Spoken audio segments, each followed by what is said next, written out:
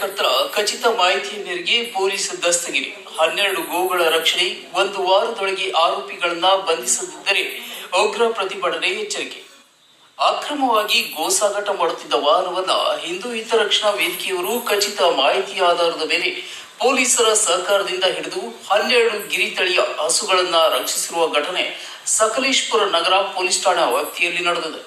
ಈ ಕುರಿತು ಹಿಂದೂ ಹಿತರಕ್ಷಣಾ ವೇದಿಕೆ ಶಿವು ಮಾತನಾಡಿ, ತಡರಾತ್ರಿ ಸುಮಾರು 2 ಗಂಟೆ ಸುಮಾರಿಗೆ KA 46 2575 ನಂಬರ್ನ ಪಿಕಪ್ ವಾಹನದಲ್ಲಿ ಅಕ್ರಮವಾಗಿ ಹಸುಗಳನ್ನ ಸಾಗಿಸುತ್ತಿದ್ದಾರೆಂಬ ಮಾಹಿತಿ ಖಚಿತಪಡಿಸಿಕೊಂಡು ಸಕಲೇಶಪುರ ನಗರ ಪೊಲೀಸ್ ಠಾಣೆಗೆ ತಿಳಿಸಿದ್ದೇವೆ. ನಂತರ ಪೊಲೀಸರು ದೋಣಿಗಲ್ ಸಮೀಪದ ರಾಷ್ಟ್ರೀಯ ಹೆದ್ದಾರಿಯಲ್ಲಿ ವಾಹನವನ್ನ ತಡೆದು 12 ಹಸುಗಳು ವಾಹನವನ್ನ ಚಾಲಕ ತಪ್ಪಿಸಿಕೊಂಡು ತಲೆಮರೆಸಿಕೊಂಡಿದ್ದಾರೆ. ಎಲ್ಲ ಹಸುಗಳು ಗಿರಿ ತಳೀಯವಾಗಿದ್ದು ಆರೋಗ್ಯವಾಗಿವೆ. ಅವುಗಳ ಕಿವಿಯಲ್ಲಿ ಗುರುತು ಚಿಹ್ನೆ ಇತ್ತು. ಗೋವುಗಳನ್ನ ನಿಲ್ಲಲು ಅಥವಾ ಕೂರಲು ಆಗದ ರೀತಿಯಲ್ಲಿ ತುಂಬಿ ಸಾಗಿಸಲಾಗುತ್ತಿತ್ತು. ಕಳೆದ ತಿಂಗಳಿನಲ್ಲಿಯೂ ಇದೇ ರೀತಿಯಾಗಿ ಸುಜುಕಿ ಬ್ರೆಜ್ಜಾ ವಾಹನದಲ್ಲಿ 4 ಹಸುಗಳನ್ನ ಕಳ್ಳ ಸಾಗಣೆ ಮಾಡುತ್ತಿದ್ದವರನ್ನ ಪೊಲೀಸರ ಸಹಕಾರದಿಂದ ಪತ್ತೆ ಹಚ್ಚಿದ್ದೇವೆ ಎಂದರು. ರಾಷ್ಟ್ರೀಯ ಹೆದ್ದಾರಿಯ ಮೂಲಕ ಸಕಲೇಶಪುರದಿಂದ ಕೇರಳ ಹಾಗೂ ಮಂಗಳೂರು ಭಾಗಗಳಿಗೆ ಗೋಗಳ ಕಳ್ಳ ಸಾಗಣೆ ನಿರಂತರವಾಗಿ ನಡೆಯುತ್ತಿದೆ. ಆದರೆ ಈ ಕುರಿತು ಪೊಲೀಸರು ಗಂಭೀರವಾಗಿ ತನಿಖೆ ನಡೆಸುತ್ತಿಲ್ಲ. ಹಿಂದಿನ ಪ್ರಕರಣದಲ್ಲಿಯೂ ಆರೋಪಿಗಳು ಜಾಮೀನು ಪಡೆದು ಬಿಡುಗಡೆಯಾಗಿರುವುದರಿಂದ ಕಳ್ಳ ಸಾಗಾಣಿಕೆದಾರರಿಗೆ ಯಾವುದೇ ಭಯವಿಲ್ಲದಂತಾಗಿದೆ ಎಂದು ಆರೋಪಿಸಿದರು. ಇನ್ನು ವಶಕ್ಕೆ ಪಡೆದಿರುವ ಗೋವುಗಳನ್ನು ಅರಸೀಕೆರೆ ತಾಲೂಕಿನ ಬಾಣಾವರದಲ್ಲಿರುವ ಗೋಶಾಲೆಗೆ ಸಾಗಿಸಲಾಗಿದ್ದು, ವಶಪಡಿಸಿಕೊಂಡ ವಾಹನ ಮತ್ತು ಹಸುಗಳ ಕುರಿತು ಪ್ರಕರಣ ದಾಖಲಾಗಿದ್ದು ನಗರ ಪೊಲೀಸ್ ಠಾಣೆಯಲ್ಲಿ ತನಿಖೆ ಮುಂದುವರೆದಿದೆ. 1 ವಾರದೊಳಗೆ ಆರೋಪಿಗಳನ್ನ ಬಂಧಿಸಿದ್ದರೆ ಹಿಂದೂ ಹಿತರಕ್ಷಣಾ ವೇದಿಕೆ ದೊಡ್ಡ ಮಟ್ಟದ ಪ್ರತಿಭಟನೆಗೆ ಮುಂದಾಗಲಿದೆ ಎಂದು ಎಚ್ಚರಿಸಿದರು.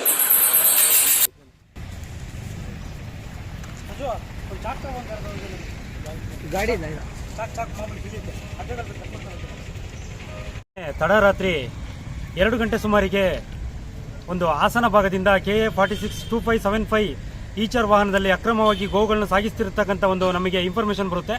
ಆ ಮಾಹಿತಿಯನ್ನು ಖಚಿತಪಡಿಸಿಕೊಂಡು ನಾವು ಸಕಲೇಶಪುರ ನಗರ ಠಾಣೆ ಪೊಲೀಸರಿಗೆ ಮಾಹಿತಿ ನೀಡಿ ದೋಣಿಗಲ್ ಸಮೀಪ ರಾಷ್ಟ್ರೀಯ ಹೆದ್ದಾರಿಯಲ್ಲಿ ಗಾಡಿಯನ್ನು ಪೊಲೀಸರು ತಡೆದಿರ್ತಾರೆ. ಈಗ ಆ ವಾಹನದಲ್ಲಿ ಹಿಂಸಾತ್ಮಕವಾಗಿ ಸುಮಾರು 12 ಗಿರಿತಳಿಯ ಓರಿ ಮತ್ತು ಹಸುಗಳನ್ನ ತುಂಬಿರ್ತಾರೆ. ಇವತ್ತು ಆ ಹಸುಗಳನ್ನ ನೋಡಿದಾಗ ಯಾರು ಕೂಡ ಕಡಿಯೋಕ್ಕೆ ಕೊಡುವಂಥ ಪ್ರಸಂಗ ಇಲ್ಲ. ಅದನ್ನು ಇವತ್ತು ಎಲ್ಲ ಹಸುಗಳಲ್ಲೂ ಕೂಡ ಕಿವಿಲಿ ವಾಲೆ ಇದೆ. ಹಾಗೆ ಅಚ್ಚುಕಟ್ಟಾಗಿ ಸಾಕಿರೋಂಥ ಹಸುಗಳ ಥರ ಕಾಣ್ತಿದ್ದೇವೆ ನೋಡೋಕ್ಕೆ, ಓರಿಗಳ ಥರ. ಇವತ್ತು ಈ ನಮ್ಮ ಸಕಲೇಶಪುರ ಭಾಗದಲ್ಲಿ ರಾಷ್ಟ್ರೀಯ ಹೆದ್ದಾರಿ ನಿರಂತರವಾಗಿರುವಂಥ ಕೇರಳ ಮತ್ತು ಮಂಗಳೂರು ಭಾಗಕ್ಕೆ ಗೋಹತ್ಯೆ ನಿರಂತರವಾಗಿ ಸಾಗಾಟ ನಡೀತಿದೆ. ಈ ಹಿಂದೆ ಕೂಡ ಕಳೆದ 1 ತಿಂಗಳ ಹಿಂದೆ ಒಂದು ಐಷಾರಾಮಿ ಬ್ರೀಜಾ ಕಾರ್ನಲ್ಲಿ 4 ಗೋವುಗಳನ್ನ ಸಾಗಿಸ್ತಿರ್ತಕ್ಕಂಥ ಸಂದರ್ಭದಲ್ಲಿ ಮಾರ್ನಹಳ್ಳಿ ಔಟ್ರು ಚೆಕ್ ಪೋಸ್ಟ್ನ ಸಮೀಪ ನಾವು ಪೊಲೀಸರಿಗೆ ಮಾಹಿತಿಯನ್ನು ನೀಡಿ ಒಂದು ಬ್ರೀಜಾ ಕಾರು ಕೂಡ ಸಿಕ್ಕಿರುತ್ತೆ.